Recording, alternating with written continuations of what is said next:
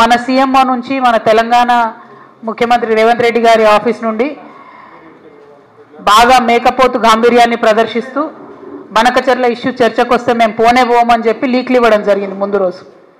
కానీ తీరా తెల్లారి చూస్తే ఏమైందో ఏమో మరి చాలా సంబరంగా ఉత్తమ్ కుమార్ రెడ్డి గారు రేవంత్ రెడ్డి గారు ఇద్దరు కూడా పోయి మరి చంద్రబాబు నాయుడు గారిని ఎదుర్కొని సన్మానం చేసి ఆ ఫోటోలు వీడియోలు చూస్తుంటే అయితే పండగ వాతావరణం కనబడ్డది. మరి అన్నీ చేసి కూర్చున్నారు. సరే మీటింగ్ పోయినరు. మీటింగ్ పోయినాక నేను మీ అందరికీ తెలిసి ఎప్పుడు కూడా సమాచారం లేకుండా మాట్లాడను, నిర్దిష్టమైనటువంటి ఆధారాలు లేకుండా మాట్లాడను.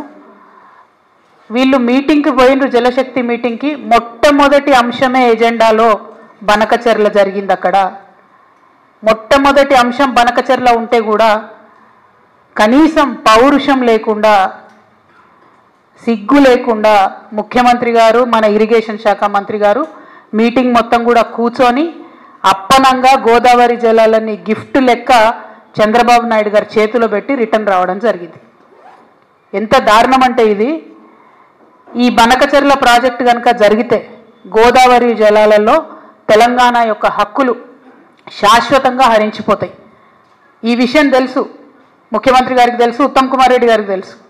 అయినా అటెండ్ అయినరు, అయినా పోయి ఉల్టా సన్మానాలు చేయించుకొని దండలు వేయించుకొని నీళ్లు అప్పనంగా అప్పచెప్పి వెనక్కి రావడం జరిగింది. నిజంగా ఎంత బాధ అనిపించిందంటే ఆడ చంద్రబాబు నాయుడు గారు సన్మానం చేస్తుంటే ముఖ్యమంత్రి గారి ముఖం ఆనందంతో వెలిగిపోతున్నది.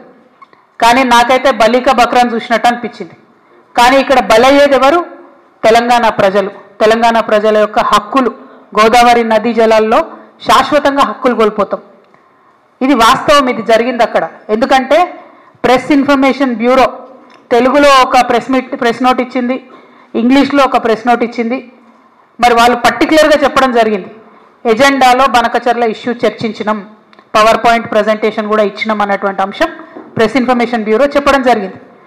బయటకు వచ్చి ప్రెస్ మీట్ పెట్టి దారుణంగా మన ముఖ్యమంత్రి గారు బుకాయిస్తున్నాడు, ఆయన బొంకుతున్నాడు. అరే జరగనే లేదు, వాళ్ళు అడిగితే కదా మేము కట్టేది. ఎంత దారుణం ఇది! ఇంత సిగ్గులేనితనం ఉంటుందా? ఇంత ఘోరం ఉంటుందా? ఇంత అన్యాయం ఉంటుందా?